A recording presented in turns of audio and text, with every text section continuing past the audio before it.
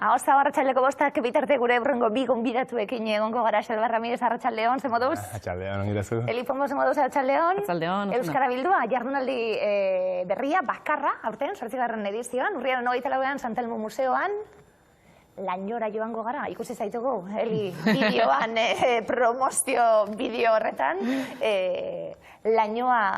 Ez dela existitzen esaten, ordenagailu handiren bat izango da lori bai. Odeia ez da existitzen, ez? Beste norbaiten ordenagailua da. Hori da jarri diogun titulua, azkenean iruditzen zaigulako bete-betean adierazten dula jardunaldien oinarria edo zein den. Gaur egun interneten funtzionatzen dugun modua gaitik, igual arretarik ez diogu jartzen edo ez gara guztiz kontziente nola funtzionatzen duen, gure datuak non dauden, guztia da lainoa, odeia, dena igotzen dugu odeira, eta gero horrekin zer gertatzen da, ez? Horratzean badago enpresa batzuk, konpainia batzuk, eta jakin behar dugu informazioa ere noren eskutan uzten dugun. Azkenien hori izango da, aurten jarriko duzuen, jardunaldian jarriko duzuen, oinarrian jarriko duzuena, negozioa egiten da gaur egun, gure datuekin, datu horiek non daude, datuak dituzten enpresak, enpresa oso garrantzitsuak dira, eta hori guztia aztertzeko, Xalba, urten bebai, 8. edizio esan dugu, gaiari buruz asko dakien jendea, jende ezberdina, eta batez ere, eta guretzat interesgarria dana bai, gure hizkuntzan eta gure errealitatea munduaren fokuan jarrita bai, ez da? Bai, uste hori garrantzitsua dela ere, gaiaz dakien jendea, eta pixkat ere, nik urtasko dara maten zuten, teknologia buru jabetza edo software librea, eta beti irutu zai gai bat oso arrotza nerekiko, ez nula ulertzen. Gu ez gara garatzaileak, eta pixkat, urruna, baina gaur egun guztiok erabiltzei dugu teknologia berriak, eta internet, eta informazio teknologiak, egunerokotasunean guztirako. Eta arun badirudi, gai hau, nolabait, ez dijoala gurekin, baina aldi berean gure bizitza erabat zeharkatzen dute, eta gure harremana, gure informazio iturriak, gure posizioa mapetan, interneten bidez egiten dugu, teknologia bidez egiten dugu, eta orduan garrantzitsua da ere, esatea, gu ez gara dituak gaien, baina gu jakin marko genuke honi buruz gehiago. Aurrek urtien horri buruz berrotan egon ginen, azkenien software libre horiek gardentasunarekin eta erabiltzen ditugun tresnak gai ezberdina da. Ez da berdina orain planteatzen dena. Bueno, ia askoaren esango nuke segida bat edo dela. Azkenean guri gertatu zaiguna ere da, igual jabetze bat, igual asko hitz egin izan da energia buru jabetzari buruz, edo elikadura buru jabetzari buruz, baina ezain beste teknologiari buruz. Eta badirudi gai hori dela informatikariena, edo gaiari buruz ulertzen dutenena. Eta Euskara Bilduarekin egin nahi deguna da, bereziki hori, gaia sozializatu, gaia gizarteratu, eta nolabait mezu bat transmititu dela guztioi inporta behartzaigun gai bat dela, gutxienez jabetzea, egunerokotasunean Xalbak esatezun bezala, teknologia berrien erabileraren ondorioz egiten dugun erabilera hori, benetan zerrari geran egiten, edo gero ze ondorio izan ditzakeen. Eta horren arabera, gure esku egongo da zerbait egin edo berdin jarraitu, baina gutxienez jabetze hori, eta zaiatzen ari gera esparru desberdinetara iristen, ez soilik informatika edo adituen gremio horretara, baizik eta ari gara jartzen harremanetan garapen agentziekin enpresetara iristeko, ze erakundeetan ere badago zer egina. Hori, gizarteratu gaia, eta hortik gero sortzen baldin badia harreman berriak eta zaretze berriak, oso ongi etorria baita ere. Inoizkotan hitz egiten dugu geupe bai teknologia berri buruz eta hitz egiten gabiltzen nien. WhatsAppa instalatzen dut, onartu, irakurri barik. Facebooka, onartu, eta onelako gauzak, eta gero etortzen zaizkigu, eta azken urtietan etortzen zaizkigu onelako albiztiek gainera, Facebooken ibili, Facebooken zuk inkesta batzuk bete, eta datu horiek erabili dira, besteak beste, Cambridge Analytica bezalako enpresa handiek zure botua nondik nora doan jakiteko, zu bideratzeko eta estatu batuetako hauteskunde kanpaina mahai gainean jarri zen, bestelako Hego Amerikako beste herri batzuetan gertatutako hauteskunde kanpainak ere mahai gainean jarri ziren.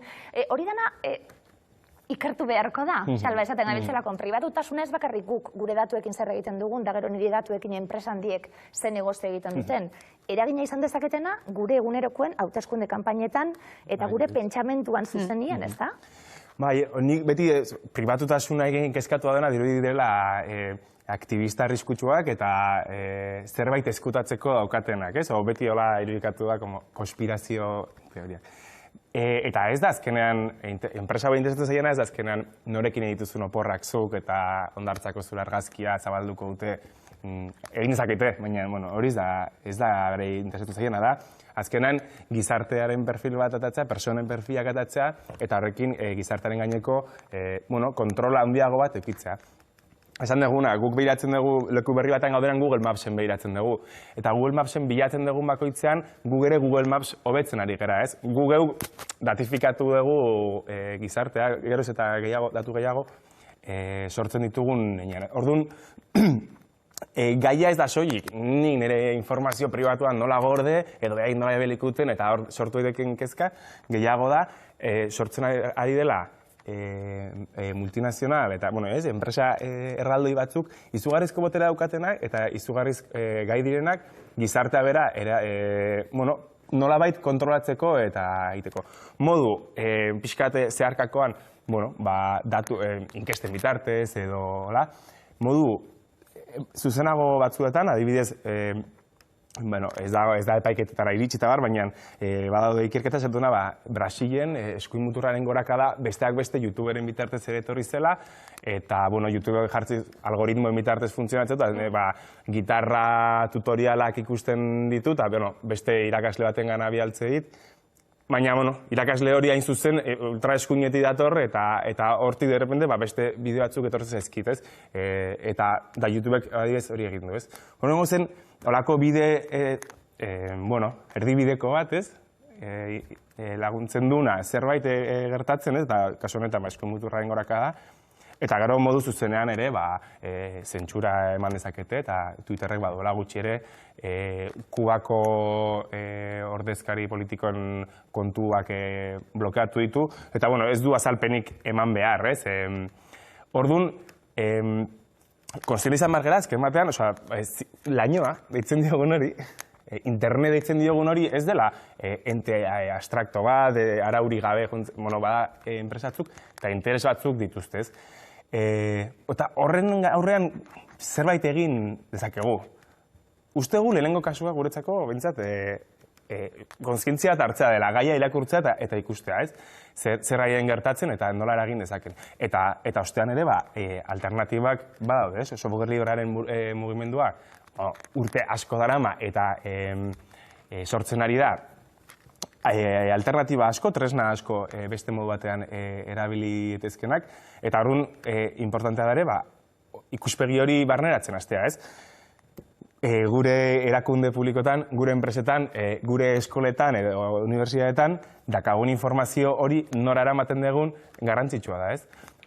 Hain garrantzitsua, pentsatu duzuena, Eli, aurtengo 8. edizioan Euskara Bilduaren jardunaldietan honi buruz hitz egiteko. Hori da, eta pixka bat jarraituz Xalbak utzi didan ariari alternatibak aipatzezun berak. Berak esan duen bezala interesgarria da horren aurrean ere zer egin daiteken ikustea. Eta alternatibak hitza erabilita ondo ulertzen dugu zerri buruz ari geran, ez? Twitterren alternatiboa izan daiteke Mastodon, Google Driveen alternatiba izan daiteke Nextcloud, Google Analyticsen alternatiba izan daiteke Matomo, badaude gauzak YouTuberen apirtube, baina alternatiba hitza ere, behin pertsona batek esan zidan duztet arrazoia daukala, badirudi dela gutxiengo batzuen zerbait, hor bazterrean dagoena, eta gure helburua litzateke gaia normalizatzea. Hau da, tresna hauek beste tresna batzuk dira, gainera, eskaintzen duten aukera, zuk zure arauekin eta zure zerbitzarian edo beste modu batetara eraikitzeko, ez? Eta hor dago adibidez, fedibertsoaren kontzeptua. Dala ingelesetik datorren hitz bat, unibertsoa eta federazioa lotzen dituena. Eta azkenean hitz egiten ari gana da, sare sozialen, zerbitzari desberdinetan dauden, sare sozialen unibertso batetaz. Eta ez nuke esango alternatiben unibertso bat denik, baizik eta nik definituko nuke aukeren unibertso bat bezala. Eta honekin guztiarekin, esan dugu, divulgatzailea da zuen bokazio bai Euskara bilduan, edizio hau Santelmo Museoan izango da urriaren 24an streaming bidez jarraitu ahal izango da EITB eusen bitartez bai besteak beste. Egongo zara? Islarien lehenengo itzaldia zeurie da? Ez da itzaldia, sarrera. Sarrera txue. Buru jabetza teknologikoa, zergaitik eta zertarako, labur-labur? Orain aipatzen ari gerana, zergaitik konturatu behar geralako, konpainia handi horiek hartzen dituzten erabakien menpeko gerala, soilik tresna horiek erabiltzen baditugu.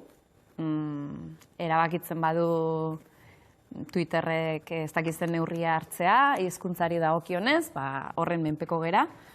Herri bezala, gure hizkuntza zaitzerako garaian garrantzitsua delako, euskerari balio eman nahi badiogu, geure tresnak geuk euskaldunok egitea, eta ondorioz garrantzitsua delako, software libre eta komunitatearen indarra maigainean jartzea,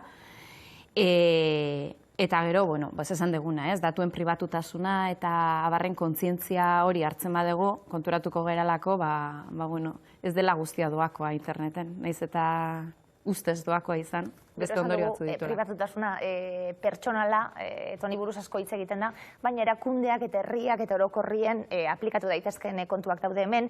Alemania jartzen zuie, zuek hasierako sarrera honetan bebai zuen web horrian sartzeko deialdi egingo dugu, bertan islarien eta txukun jarrita datorrelako informazio dana, gu denbora barik geratzen ari garelako, baina Alemania esate baterako, zer gertatu da bertan?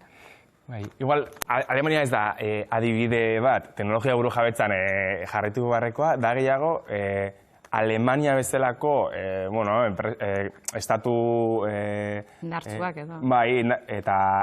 Eta kapitalista, eredu neoliberala jarraitu arren, berak esatu du, hau ez da bakarrik beste gizarte ikuspegi bat, baizik eta guazen babestera gure datuak. Eta Alemaniak ere babesten ditu bere datuak, etorkizunan izugarrizko garrantzia edukiko duelako gai honek eta gero ez da gehiago, ez? Eta adibidez ere ikusten, eta amaitzeko, baina ikusten ari gara Katalunian ere sortzen ari den mugimendua, egiten ari dela ere jaktivismoari eskerrez, eta Tsunami Demokratik sortzen ari dela ere, deszentralizatutako eta peer-to-peer bidez funtzionatzen duen app baten bitartez, eta hori bada ere nolabait, orain arte egon dien logika gainditzeko tresna bat, ez? Orduan, badago etorkizunean gai honek izugarrizko garrantzia hartuko du, eta guretzako Euskara Bilduak ale bajarriko dugu ekarpena egiteko, ponente ez diguitzen, baina oso ponente interesgarria ditugu, eta espero dugu erraitzatea.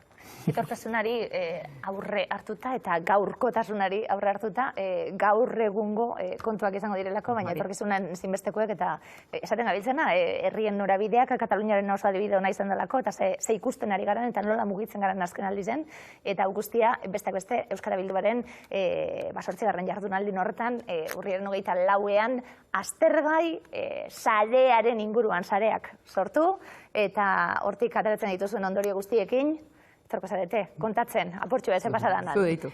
Salba, lasterzita bat aukagu. Horrengo astean, bai? Dana itzen da, ondo. Bai. Euskara Bildua jardunaldiak antolatu, eta gero... musikarekin eta disko barrierekin, etorriko zaigu taldarekin, Salba, segun zaila ongo gara. Elifonbo, eskerrik asko.